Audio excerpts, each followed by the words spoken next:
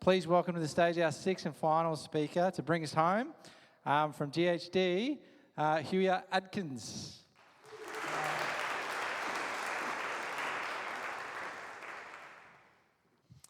Fantastic. Hi everyone, how are we doing? I'm bookending, so I'm hoping we can bring some big energy to the end. Just to set the record straight, I can neither confirm nor deny that I was that consultant drinking wine with Catherine Bell on Thursday night. However that went down, as I may not have been there, I felt it was a bloody good presentation, so well done to you, Catherine, you nailed it. So, where to from here? I really hated that title when I wrote it earlier in the week, and now I really love it. So thanks for all of the presentations that have gone before me. You've actually brought us to this point, and I'm very grateful. So, knowing what we know, in all the ways that we know it and feel it, where the hell do we go from here? And before we move too far beyond this point, I too would like to acknowledge the Whadjuk Noongar people. We are very honoured to be on their land this evening, and I would like to acknowledge them as the first and best so far practitioners of sustainability. So I'm going to tell you a story, and that story's going to hurt your heart to begin with. And then I'm hoping to really turn it around at the end, so hang in there with me. But our system is broken, big time. And we all know that. All of those bubbles there have been spoken about tonight and don't really need further explanation. But we're doing a pretty bad job in so many ways of aligning ourselves with our planetary boundaries and also our basic needs as human beings. So I would like to propose a new paradigm. Many of you will have heard of it before, some of you may not have. It's called a circular economy. And it's a new model that looks at creating sustainable prosperity for all by living within our environmental and social limits. Sounds pretty cool. But first, I want to tell you a few things about what a circular economy is, because often there can be a bit of confusion. The circular economy often gets mistaken for recycling. And I'm here to tell you straight out, we cannot recycle our way out of the problems that we're currently in, okay? Thank you all for putting everything in the right bin, but that won't quite be enough. So, a circular economy is a complete rethink of our linear economy. And when I'm trying to explain the difference between the linear economy and the circular economy, I like to use this diagram here. So the linear economy, lots of stuff, lots of virgin materials going in at the top end and being pushed out at the bottom end, going to landfill or being incinerated, basically. They're going to waste. Now, Tom's asked me to say this tonight. When we put something in the bin, we think that it goes away. Where is this magic land of away that we send things to? It's a magical fairyland where all of our rubbish is taken away by cute little fairies and we never have to worry about it again. Sorry, just like the Tooth Fairy and Father Christmas, ain't a real thing. It's a total bummer. But look, in our circular economy, what we want to do is actually decouple extraction from our economic prosperity. But we still need materials to work with. So how do we make that work? Well, one of the things that we do is we hold on to the value of those materials for as long as we can. We keep them in our system in cycles of use and reuse. They were valuable to begin with when we purchased them, so why the hell are we throwing them away? It's just completely nonsensical.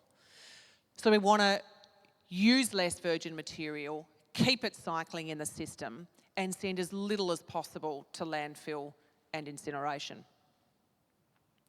This is a big bad slide, one of those slides that you're taught never to put up in front of a public audience. There's only a couple of things you need to know here. All those colours are the things that we use at a global level. And that's over 100 billion tonnes of material annually. The other bit that I want you to notice is the little bit down the end there, you won't be able to read it, called cycled resources. You can see the sort of light blue strip that is pushing those materials back into our economy. So you can see our capacity to take what we use and cycle it can increase massively, and that's what we need to be doing. There you go. There's my red circle at the end. We're also not tackling the full picture when it comes to our economy. So what we're really focused on is energy at the moment, and quite rightly so. I'm not here to dispute that. We absolutely need to do that. But we're not getting the full picture. We really need to transform our economy itself, not just the way it's powered, because power is not all of where the impact is. And we're also now starting to think about biodiversity and nature loss, and this is a really critical part of the puzzle. We have impacted so heavily, and we now need to focus really strongly on regeneration as a tactic. So the circular economy actually helps to achieve this by transforming our production and consumption systems.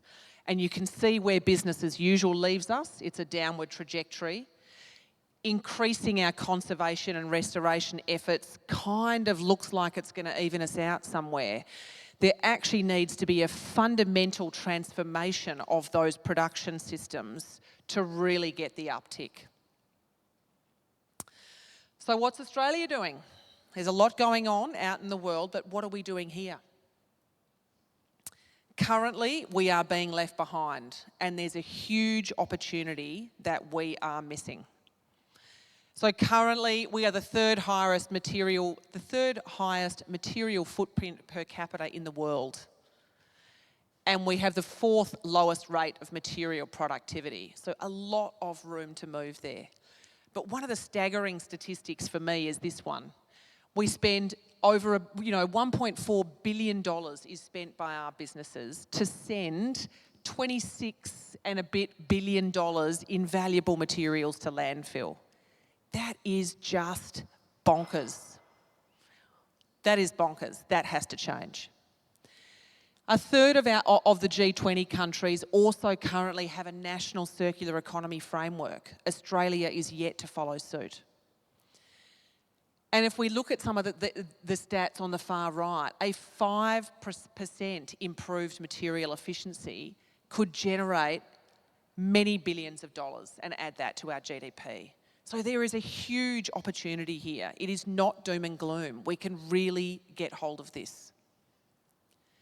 So, and it's been mentioned before by Catherine, in terms of a new inquiry set for the Productivity Commission by Tanya Plibersek and her government.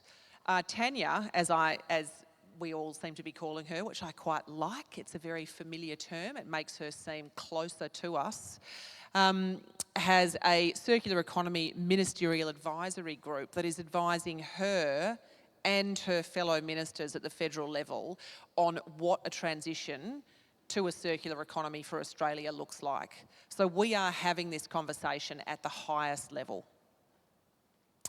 There are some elements on the side here that have been focused on, but particularly looking at the economics of circularity and how it relates to our net zero journey as well. So really important stuff going on there. One thing that has been mentioned is this Productivity Commission inquiry to explore the benefits of a circular economy to Australia. So we're making some moves. Now, taking you down to the local level, because what I like to leave people with is a bit of a sense of, well, this is all really big stuff, Huia, but how can we actually get amongst this? What can we do? So I wanted to tell you about another organisation that I was a co-founder of and I'm currently the chair of, and that is Circular Economy Western Australia. And we're a not-for-profit association with the express desire and objective to support the transition of Western Australia to a circular economy.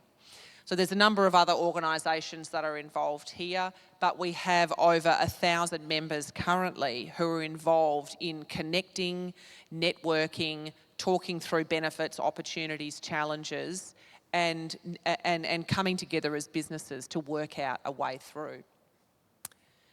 So our vision is a diversified, resilient and circular WA economy that is characterised by prosperity, meaningful jobs and zero emissions. And our mission is to catalyse and enable this new economy by building a hub where West Australians come to connect, be informed and take action. So if this is an area that interests you, I would really strongly encourage you to join us. It is free to become a member, and you will be networking and becoming involved with many other people in Western Australia who are committed to helping our state and our nation transition. So I just wanted to leave you with a few key takeaways here. So a circular economy supports the stuff at the top, which we've been talking about a lot tonight. Net zero, economic growth, equitable outcomes, and resilient supply chains.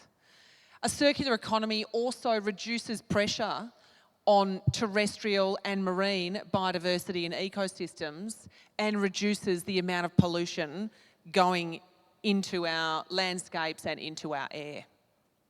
So, sounds pretty damn cool, doesn't it? Great, excellent. But look, what I want to say is, this is going to be complex and it's going to be challenging. But we actually have currently solutions already here.